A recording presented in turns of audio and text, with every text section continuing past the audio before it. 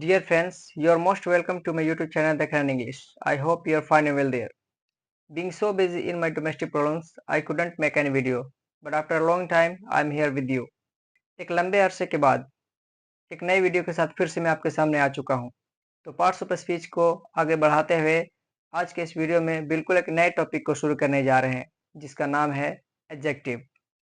जी हाँ, ये वही टॉपिक है जिसे हम बचपन से याद करते आ रहे हैं कि वो शब्द जो किसी नाउन या प्रोनाउन के स्पेशलिटी को, क्वालिटी को बतलाए, वो एडजेक्टिव कहलाता है, जिसके लिए हमने डेफिनेशन याद किया था। A word that is used to refer to speciality or quality of a noun or pronoun is called adjective. या फिर यूँ कहें कि a word that refers to speciality or quality of any noun or pronoun is called adjective. तो ये adjective एक ऐसा topic है जो हमारे सेंटेंस में हमेशा ही यूज़ किए जाते हैं, जो अक्सर हम किसी के अच्छाई को बतलाने के लिए, उसकी बुराई को बतलाने के लिए, उसके गुण या दोष को बतलाने के लिए, उसके कद को बतलाने के लिए, उसके आकार, प्रकार, स्वाद को बतलाने के लिए प्रयोग किया करते हैं।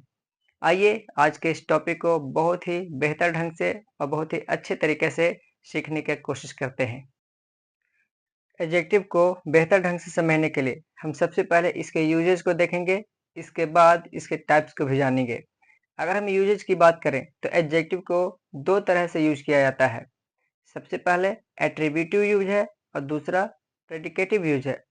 जब हम किसी एडजेक्टिव को नाउन के पहले यूज करते हैं तो ऐसे यूजेस को एट्रीब्यूटिव यूज कहा जाता है, और अगर हम एडजेक्टिव को नाउन के साथ नहीं यूज करके बल्कि हम इसे अकेले यूज करें किसी नाउन के लिए या किसी प्रोनाउन के लिए, जो इस नाउन के या प्रोनाउन की विशेषता को बतलाए, उसकी अच्छाई को बतलाए, उसकी खासियत को बतलाए, क्वालिटी को बतलाए, तो इसे हम प्रेडिकेटिव यूज कहते हैं।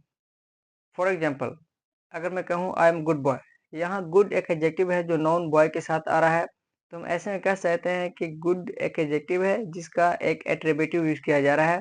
अगर मैं ये कहूँ कि she is an intelligent girl, यहाँ भी इंटेलिजेंट एक एडजेक्टिव है जो गर्ल के साथ यूज किया जा रहा है, जो कि एक नाउन है।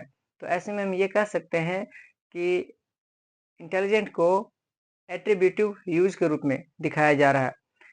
लेकिन अगर हम इन्हीं एडजेक्टिव वर्ड्स को अकेले यूज करें, सपोज कि मैं कहूँ कि आई एम गुड या सी इज इंटेलिजेंट, तो इस सिचुएशन में यहाँ पर हम देख रहे हैं कि गुड और इंटेलिजेंट के बाद कोई नाउन नहीं आ रहा है, तो ऐसे यूज को हम प्रेडिकेटिव यूज कहेंगे। फ्रेंड्स, आई होप कि आप एडजेक्टिव के दोनों ही यूजेज को बेहतर ढंग से समझ पा रहे होंगे। आइए अब मैं बात करूं एडजेक्टिव के टाइप्स की, जिसमें पहला है एडजेक्टिव ऑफ क्वालिटी, जिसे क्वालिटेटिव एडजेक्टिव के नाम से भी जाना जाता है। दूसरा है एडजेक्टिव ऑफ क्वांटिटी, जिसे क्वांटिटेटिव एडजेक्टिव के नाम से भी जाना जाता है। तीसरा है एडजेक्टिव ऑफ नंबर, जिसे न्यूमरल एडजेक्टिव के नाम से भी जाना जाता है। चौथा है प्रॉपर एडजेक्टिव। पांचवा है पजेसिव एडजेक्टिव। छठा है डेमोन्स्ट्रेटिव एडजेक्टिव। सातवां है डिस्ट्रीब्यूटिव एडजेक्टिव। आठवां है इंटेरोगेटिव एडजेक्टिव। नौवां है एक्सक्लेमेटिव एडजेक्टिव और 10वां है एम्फेटिक एडजेक्टिव। इन सभी टाइप्स को एक एक करके बेहतर ढंग से इजीली समझने की कोशिश करते हैं। तो आइए सबसे पहले मैं बात करता हूँ एडजेक्टिव ऑफ क्वालिटी की, जिसे क्वालिटेटिव एडजेक्टिव के नाम से भी जाना जाता है। ये वो एडजेक्टिव वर्ड्स होते हैं जो किसी भी नॉन या प्रोनाउन की क्वालिटी को बतलाते हैं। क्वालिटी जैसे कलर, शेप, साइज, नेचर और कंडीशन का बोध कराए, इसे हम क्वालिटेटिव एडजेक्टिव के नाम से जानते हैं। For example, green, blue, black, white, big, small, fat, thin, new, old, strong, brave, happy, sad, ये सारे के सारे जो एग्जाम्पल्स हैं, ये सब एडजेक्टिव ऑफ क्वालिटी के एग्जाम्पल्स हैं। आइए अब मैं बात करता हूँ एडजेक्टिव ऑफ क्वांटिटी की, जिसे क्वांटिटेटिव एडजेक्टिव के नाम से भी जाना जाता है। याद रहे, ये वो एडजेक्टिव वर्ड्स होते हैं जो किसी अनकाउंटेबल नाउन के क्वांटिटी को, मात्रा को बतलाते हैं, जैसे सम, मच, एनफ। ये सारे के सारे जो वर्ड्स हैं, ये क्वांटिटेटिव एडजेक्टिव के वर्ड्स हैं। आइए अब मैं बात करता हूँ एडजेक्टिव नंबर की, जिसे न्यूमरल एडजेक्टिव के नाम से भी जाना जाता है। ध्यान रहे, ये हमेशा काउंटेबल नाउन के साथ प्रयोग किए जाते हैं। इसे समझने के लिए हम नंबर को 3 भागों में क्लासिफाई करते हैं: डेफिनिट नंबर, इंडेफिनिट नंबर और डिस्ट्रीब्यूटिव नंबर। जब हम बात कर रहे होते हैं 1, 2, 3, 4 या फिर first, second, third, fourth, fifth की, तो ये डेफिनिट नंबर कहलाते हैं। और अगर हम बात करें सम, फ्यू, मैनी, लिटिल, ये सारे के सारे जो वर्ड हैं हमारे, ये इंडेफिनिट नंबर कहलाते हैं। और ईच और एवरी की जो हम बात कर रहे होते हैं, तो ये डिस्ट्रीब्यूटिव नंबर है। तो इस तरह से एडजेक्टिव और नंबर को समझने के लिए हमने नंबर को 3 भागों में बांटा, और मुझे उम्मीद है कि आप इसे बेहतर ढंग से समझ पा रहे होंगे। आप मेरे साथ बने रहें। मैं एडजेक्टिव के हर एक टाइप को बहुत ही आसानी से, बेहतर ढंग से, ईजिली समझाने की कोशिश कर रहा हूँ। वो कहते हैं ना कि जब रगों में जुनून हो तो हर जंग को जीता जा सकता है। तो आइए आज हम एडजेक्टिव के हर एक टाइप को ऐसे ही ईजिली, आसानी से जीत लेते हैं। चलिए हम बात करते हैं एडजेक्टिव के न्यू टाइप की, जिसका नाम है प्रॉपर एडजेक्टिव।